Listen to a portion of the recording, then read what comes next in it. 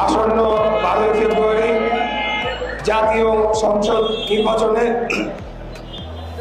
আজকে ধানের শীষের পক্ষ থেকে বাংলাদেশ জাতীয়তাবাদী দলের মনোনীত প্রার্থী হিসেবে আপনাদের সামনে উপস্থিত হয়েছি। এই নির্বাচনী পথসভা 38 নম্বর ওয়ার্ড বিএনপি কর্তৃক আয়োজিত পথসভায় মঞ্চে উপস্থিত আছে ওয়ার্ড বিএনপি নেতৃবৃন্দ, নির্বাচন সমন্বয়ক, সামনে উপস্থিত প্রিয় ভাই ও বোনেরা, আসসালামু আলাইকুম। উপস্থিত এলাকাবাসী, প্রিয় ভাই ও বোনেরা, আমি আজকে আপনাদের সামনে এসেছি একটা দাবি নিয়ে, একটা আবদার নিয়ে। আপনাদের এলাকার সন্তান হিসেবে, আপনাদের একজন ভাই হিসেবে আসন্ন 12 ফেব্রুয়ারি জাতীয় সংসদ নির্বাচনে আপনারা আমাকে একটা সুযোগ করে দিবেন। আমি আপনাদের জন্য কাজ করতে চাই।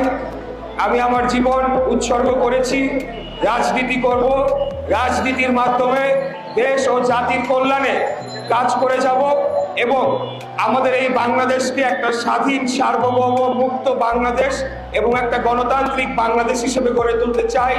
এর পাশাপাশি আমাদের এই নগরীর যে বহুমুখী সমস্যা রয়েছে, বিশেষ করে এই 38 নম্বর ওয়ার্ড অনেক সমস্যায় জর্জরিত। আমাদের এখানে বর্তমানে গ্যাসের তীব্র সংকট দেখা দিয়েছে। এই গ্যাস সংকটের কারণে বিভিন্ন বাসা বাড়িতে গ্যাসের চাপ না থাকার ফলে গৃহিণীরা রান্না বান্না করতে পারছেন না। সকালবেলা যখন বাচ্চারা স্কুলে যায় তখন তাদের টিফিন নাস্তা তৈরি করতে পারছেন না এবং কোনো কোনো ক্ষেত্রে দেখা গিয়েছে রাত 2টা-3টার সময় উঠে ওনাদেরকে পরের দিনের রান্না বাড়া করতে হচ্ছে। এই সমস্যাটির কারণে বহু পরিবারের দৈনন্দিন জীবনযাত্রা নির্বাহ করা অত্যন্ত কঠিন হয়ে পড়েছে। তাদেরকে বাইরে থেকে খাবার কিনে খেতে হচ্ছে, যা অনেক অর্থের অপচয় হচ্ছে।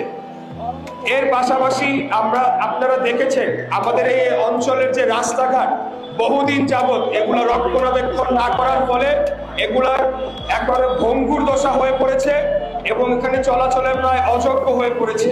এখানে হাঁটাচলা করা যায় না, রিক্সা, অটো, ল্যাগুনা, বাস ঠিক মতো চলতে পারে না, গাড়ি ঘোড়া ঠিক মতো চলতে পারে না, হাঁটার কোনো পরিবেশ নেই।